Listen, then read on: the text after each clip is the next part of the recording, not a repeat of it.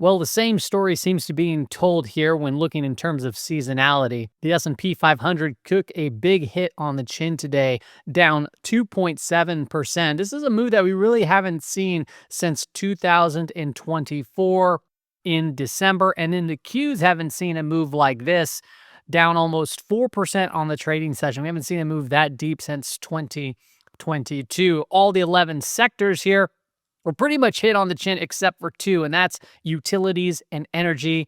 And then consumer staples ended up being around flat. That right there is more of a risk off type day. It doesn't take much to know that because when you look down at the bottom of the list, what's the worst? Consumer discretionary, right? The things that people want, right? For example, like Tesla's getting hit very hard. We'll talk about that. Technology down 4.25% on the day. The VIX in terms of percentages up was 19.21% up.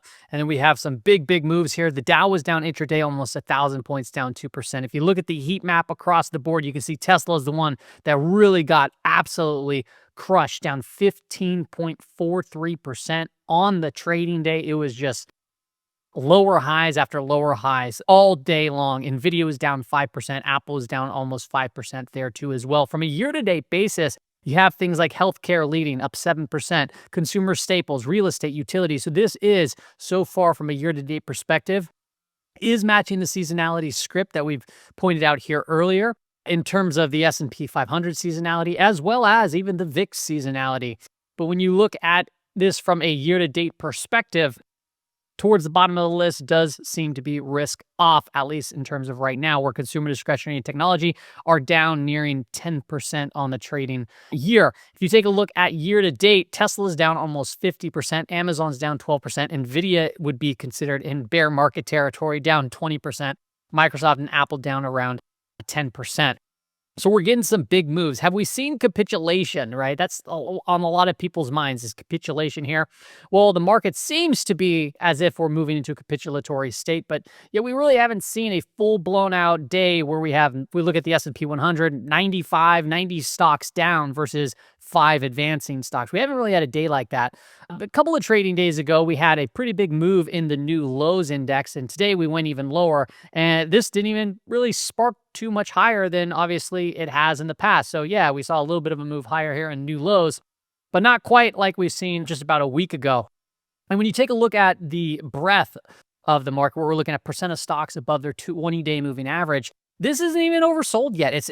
Everything's actually holding up rather well, right? The NASDAQ over here is still not in an oversold territory, albeit that it is at its lowest level since August of 2024, I believe that was.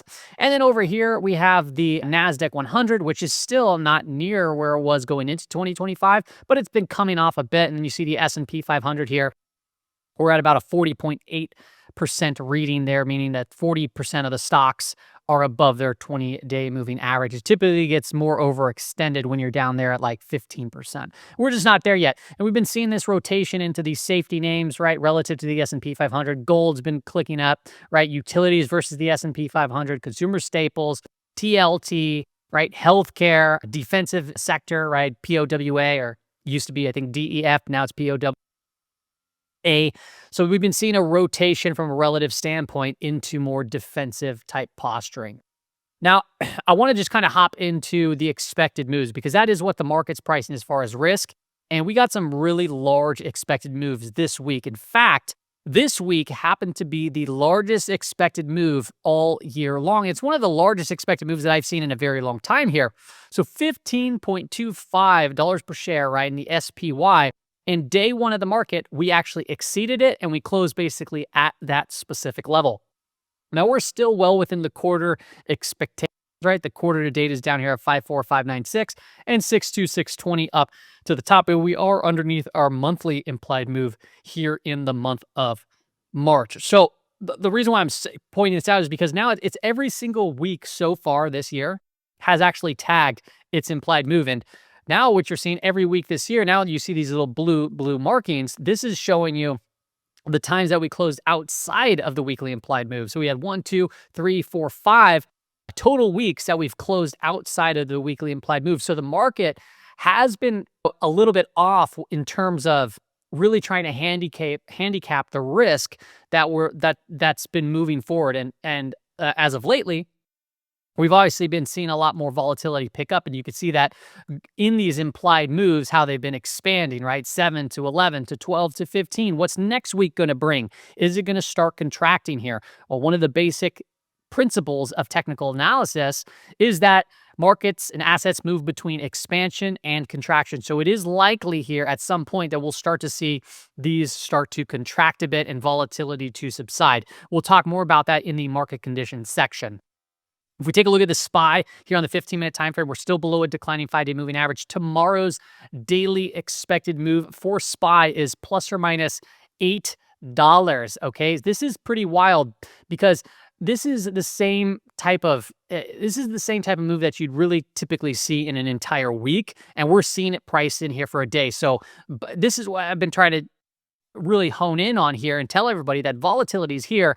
Do not feel overconfident that you think you're going to catch a bottom, or when we all of a sudden rip up higher that this is go time, right? All we've been seeing is very volatile moves in both directions, creating a series of lower highs and lower lows. So we are at that lower weekly implied move. We're underneath the month to date. If we start clipping down further, start paying attention down to the lower daily implied moves, which is going to be 552 and some change going into tomorrow, and 568 to the upside, which would bring us back into the lower monthly implied move. If we take a look at the Qs, also currently closed right outside of the weekly implied move. And we're not too far off the quarterly implied move there for Qs. We're well underneath the month to date as it stands right now, but the daily implied move for the Qs is $8.23 per share, and that could bring us back up into the month to date and or crack us down to the quarter date expected move, which, by the way, this is the final month of this quarter. If you take a look at IWM, we did crack underneath the quarter to date EM. And this is kind of the area where I've been saying, yeah, there might be some opportunities in small caps kind of halfway through this month. And I think that we're basically almost here. So I would say if we can't get down to these areas, I'm going to start looking for some extended or some either really extended small caps that maybe came one direction and or stuff that's been holding up decently in this environment for potential moves to the upside. So we'll see how that goes when I get some more data, but we're kind of approaching that time that I'm going to be looking for some of those type of names. But right now, you can see we came into the lower weekly, we bounced from that level, so we're actually seeing relative strength here in the small caps as it stands. We're underneath the monthly, we're still below a declining 5-day moving average, and we have a pretty wide daily expected move for IWM, $3.45, $1.97 to the downside, sorry, 197.32 to the downside, 204.22 to the upside. I want to get into the Mag 7 stocks now, and we're going to show you their weekly implied moves.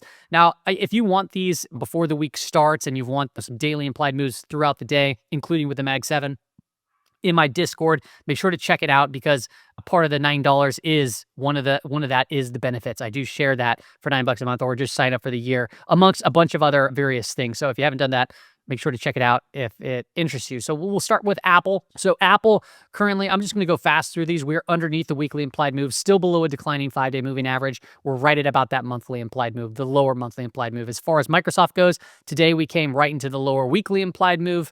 As far as Nvidia goes, we're underneath the lower monthly implied move, still below a declining 5-day. We're right there above the weekly as it stands. Amazon came almost down to the weekly, but this one actually saw a nice little bounce there towards the end of the day, and we're right there underneath the March lower monthly implied move. So the idea would be that we can come back up here and close above that level for the month. That would be the probabilities, but just be mindful of volatility, and we're still below a declining 5-day moving average. Google, we're outside of the weekly implied move to the downside. This one got clipped. I traded this. I can't exactly remember exactly where. I think around these areas, and then I traded up. I sold a little bit, and then today I got out of my position, so I got to reset that up if the chart starts to set back up again for myself. Take a look at Meta. Meta is right there at that lower weekly implied move and also underneath the monthly implied move. And then Tesla, this one got the one that was fried the most, and this is kind of has my interest just to start scaling in to a lower size position for a bounce. And the reason why I'm looking to this one is because we're well outside of the weekly implied move. We're trading right now at the 2 standard deviation weekly move in the after hour session. So this is pretty darn extended on day one. So it's likely to see the bleeding to stop. But in order for me to trade this, I don't just take a huge position into it. I start very small, and then I map out some levels that I'm interested in if it can get down to those levels. and then potentially trade them. So I'm looking down to an around 200 still, but I can start scaling in very small positions. And if it bounces beforehand, then I can always add to it if it sets up, or if it doesn't, I can just get out for a break even or a small win. We're underneath the monthly, outside of the weekly, like I already stated. And then, yeah, like I said, in the aftermarket session, this thing got pretty clobbered there at the 2 standard deviation weekly expected move. Now let's take a look at market conditions.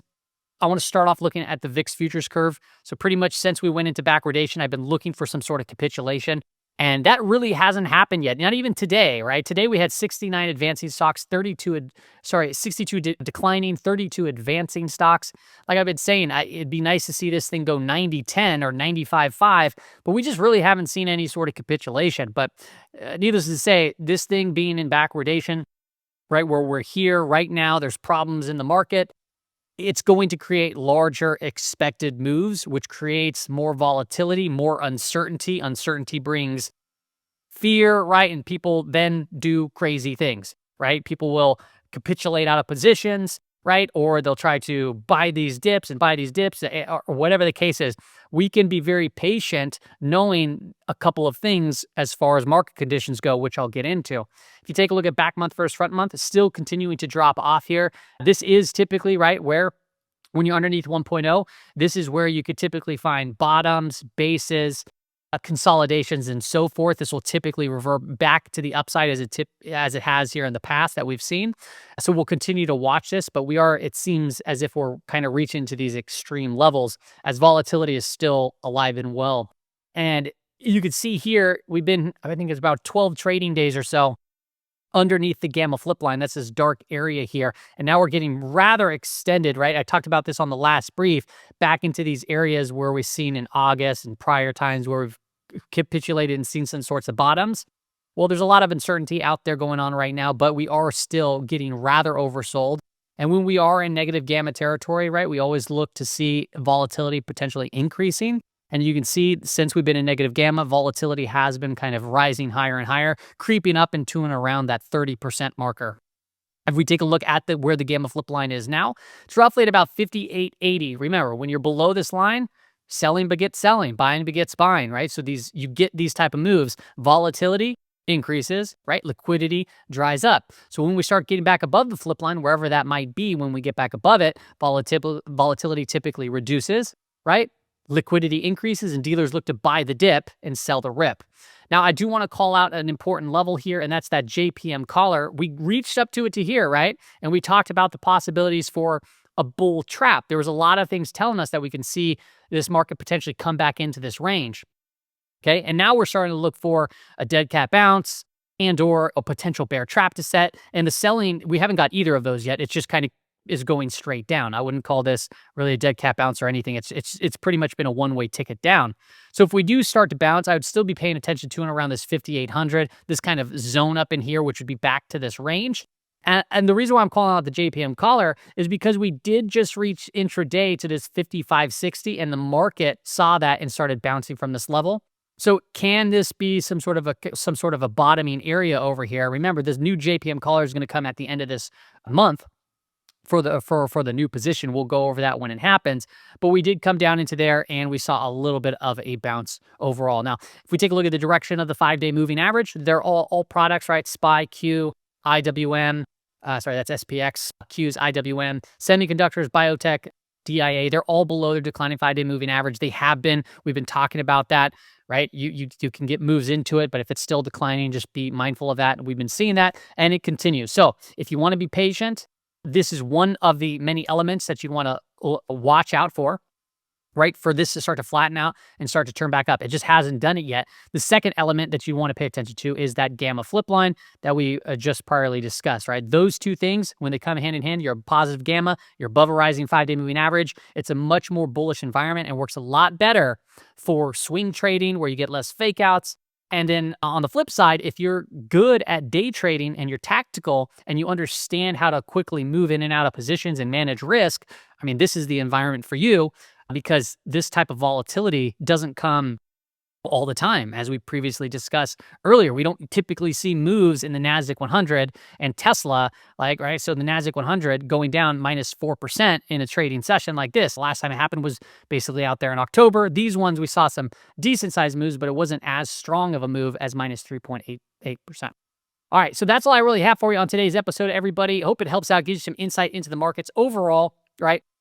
First and foremost, volatility's here. It's not going anywhere yet. Okay, so be aware of that. We're at the lower weekly implied move. So this is typically where people start to panic, start to freak out a bit, but the market did price this in.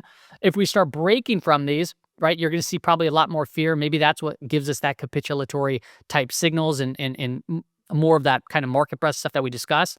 As for me, I need these market conditions to change to feel a little bit more confident about doing more swing trading. If you're in the Discord, you probably noticed that I've only posted like 2 or 3 quote unquote trade ideas outside of my weekly watch list and stuff. And that's simply because of market conditions. When market conditions change, you'll probably see me start to press more of those out. That's all I got. See you later.